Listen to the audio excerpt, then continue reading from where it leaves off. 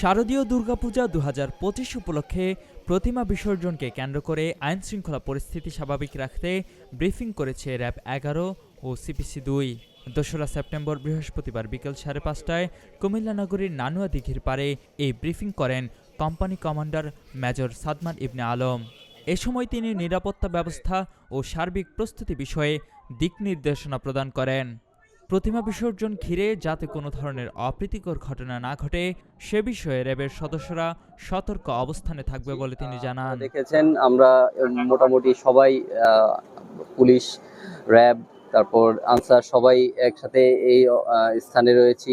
সম্মিলিতভাবে আমরা আমাদের নিরাপত্তা ব্যবস্থা জোরদার করার ব্যবস্থা করেছি।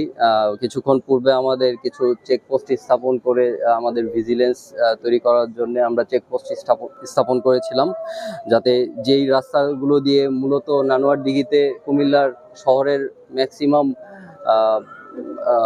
প্রতিমা বিসর্জন দেওয়া হয়, তাই এইখানকার এন্ড রোড যতগুলো রাস্তা রয়েছে সবগুলোতে আমাদের সাদা পোশাকের নিরাপত্তা আমরা জোরদার করার ব্যবস্থা করেছি এবং কিছুক্ষণ পর থেকেই আপনার প্রতিমা বিসর্জন শুরু হবে।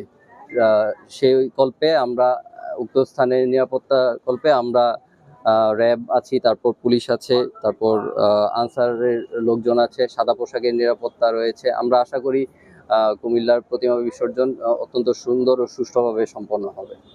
যতক্ষণ পর্যন্ত সর্বশেষ প্রতিমাটি বিসর্জন না হয় ততক্ষণ পর্যন্ত আমাদের টহল কার্যক্রম এবং নিরাপত্তা জোরদারের যেসব স্ট্যাটিক পোস্ট রয়েছে, পুলিশের পক্ষ থেকে রয়েছে, আনসারের পক্ষ থেকে রয়েছে, সবাই মন্দিরে থাকবে এবং মণ্ডপে থাকবে এবং আমরা চেষ্টা করব যাতে মণ্ডপ থেকে যখন প্রতিমা বের করে নিয়ে আসার পরেও সেই স্থানে আমাদের পুলিশি নিরাপত্তা এবং আনসারের সদস্য ওনারা ওই স্থানে থাকবেন, যাতে বের হওয়ার পরে মন্দিরে কোনো ধরনের অঘটন সংঘটিত না হয়।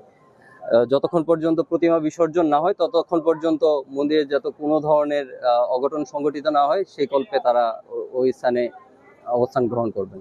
কুমিল্লার কাগজ নিউজ ডেস্ক।